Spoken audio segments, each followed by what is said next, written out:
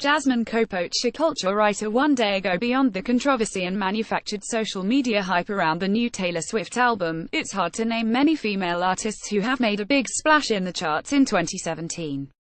If we narrow it down, British female artists, of which we have an incredibly talented selection at the moment, you would be blamed for struggling to decipher their absence from the traditionally coveted top 10 lists, and wondering why it's only male artists like Ed Sheeran who have held any sort of consistent presence up to there this year. Back in August, Dua Lipa became the first female solo artist to have a #1 single since Adele's Hello in 2015. The brilliance of Dua's new rules hitting that coveted position is without question, of course. Sincerely relatable artist, memorable song lyrics, great music video, all boxes ticked from the theoretical checklist I imagine to be embossed on the desktops of the middle-aged Simon Cowell types of the executive, decision-making music world.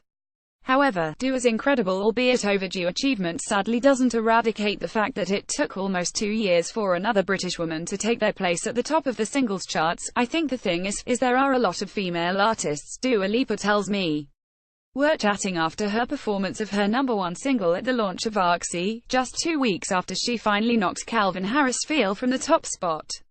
I don't know. It's kind of tricky because with all of the streaming and everything, how it's happening and how the times are really changing, it takes a lot for somebody to get a #1.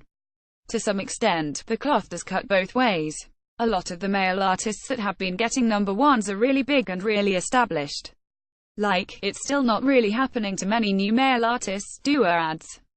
The charts seem to be dominated by an inner circle of long-established pop royalty, most of whom are men. And while it hopefully goes without saying that the question of where da fuck the women are doesn't negate from the time we have for celebrated artists who sit across the breadth of mainstream music at the moment. Hats off to Sam Smith, and how could our love be anything but unwavering for Stormzy? What exactly do these young women need to do to join ranks with their male counterparts here? And the Taylor Swifts and Camila Cabellos on the other side of the Atlantic were part of a generation spoiled by a relatively high concentration of exciting young women in pop music, and were equally spoiled with our access to them. Ray, Halsey, Anne-Marie, Bebe Rexha and of course, Dua Lipa, to name just a few from the UK, are as present on our Instagram feeds as they are in our favourite Spotify playlists. A significant common denominator that links most of these young women, though, is that they all seem to go through an initiation process of featuring on some already well-established artists who more often than not would be male track before making a mark as a solo artist with a roster of really great material. Is there something more to the culture of pop collaboration that we have gotten used to over the years? Watch Anne-Marie taught us how to sing if we're talking mainstream audiences, the commercial chart listeners to which pop generally orientates itself. Radio-friendly exposure of Ray came when she sang on Jonas Blues' single By Your Side. People were quick to mention Georgia Smith after realizing that she was on Drake's long-awaited More Life release and spotted her at his shows. If we look at some of the newer kids on the block in the States, we've got Bebe Rexha, who for a time was best known for her vocals on David Guetta, Martin Garrix and Geezy's tracks. Middle ground radio listeners would for a long time have been more familiar with Charli XCX's vocals on Icona Pop's I Love It than anything else. It's no hard and fast rule, though the pattern, if you look for it, is noticeable. Dua Lipa is no stranger to features and vocal collaborations, of course, but of all the incredible people SHES worked with, she can't name a favorite. I've learned a lot from all of them and every experience has been so unique. I've loved working with Miguel, and HES one of my favorite people in the world. HE's like a friend of mine now, and HES just really kind and hardworking and just a brilliant songwriter as well, Dua says, not forgetting to mention how nerve-wracking it is to work with someone you really admire. Chris Martin and Martin Garrix can also be found on her list. It was just so interesting to watch other people's processes. And yeah, it's just been super nice to just make so many cool friends along the way in the music industry. But I love collaborating, and one thing that I wanted to do before I collaborated with anyone was to get a lot of my own music out there so people would know what I brought to the table, and when I did the collaborations that people would really expect, you know. I do totally get that, I say, before mentioning that it's pretty interesting that all of the people SHES mentioned working with are guys. Is that a thing? There is a lot more, I guess, male domination and, I don't know, Dua muses. Sometimes I guess because stylistically you're so different to someone like a male counterpart, like Miguel or Chris Martin, or Martin Garrix, it kind of works better in a way. But I don't know why that is. I find that really interesting as well. It isn't actually something I've thought about, but now that you say it, I feel like it is very important. It's tough and hopefully, we'll have a lot more women collaborating with women, but at the same time being able to keep their own lane.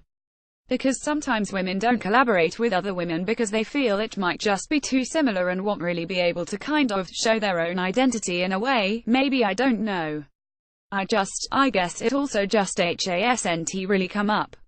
No one's really been like, oh, shall we just decide to do this song together? Dua explains, but also hints towards hopeful conversations about future projects with Charli XCX. This pressure to pave new paths to success while having extra hoops to jump through is a strain that has defined women's fight for a level playing field for as long as anyone can remember, and entertainment industry is by no means exempt from this. Since the dawn of time and in music and television, Louise Golby tells me on the phone. Louise is a London-based singer-songwriter who's been successfully working as an independent, unmanaged artist for quite a while now. We're talking Glastonbury performances, work with Example, and having Ed Sheeran feature in one of her music videos. With women, it's still very much about appearance, even if it seems like it isn't. It is very ageist and yeah, about looks and things like that. As well as talent, obviously, Louise adds. I used to do quite a lot of gigs with Ed Sheeran. And obviously, the thing is he's always been really talented, and naturally when I first saw him he just did his thing with his guitar and loop pedal and blew everyone away. He really deserves his success. But from a male female point of view, how he looks has nothing to do with why he was signed.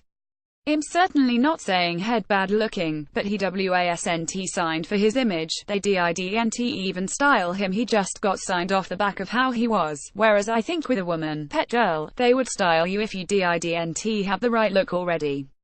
There are different expectations and packages to be made of the young women wanting to be commercial successes, it seems. What's frustrating is that it's not remotely surprising given that women make up only 30% of senior executive roles in the UK music industry, a disparity that invariably trickles down the ranks to the musical front lines. When Adele first started making her mark almost 10 years ago now, there were similarly quite a lot of female artists over here, but they were far easier to spot in the charts. There were people like Kate Nash and Lily Allen. And then there was Florence and the Machine. Louise reminds me, I don't know if you've noticed, but at that time there was suddenly loads of female solo artists that wanted to make it and ended up pretending they were in a band. So, like Florence and the Machine, for example, I think it was helped from a PR point of view, having the Machines. Then it sounds like they're a band rather than just another female solo artist, Louise says. She clarifies that this is just a theory, but she might have a point. She mentioned Marina and the Diamonds, who were always presented as a band, but I know for a fact that the Diamonds were session players cause I knew all the keyboard players. But you know, it was really all about her. If collaboration is the key to making female artists more palatable to the chart-friendly decision-makers, it's possible that it's not a new strategy. What's undeniable though is the disparity between the number of women out here making music and their infiltration of the charts.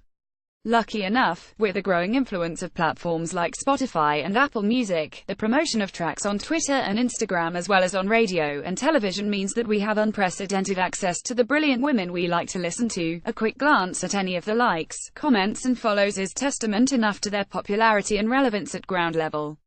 But if the industry is going to continue to use traditional chart systems, something's eventually got to give to better reflect the solo material of artists who aren't breaking through in the traditional sense that the men seem able to do.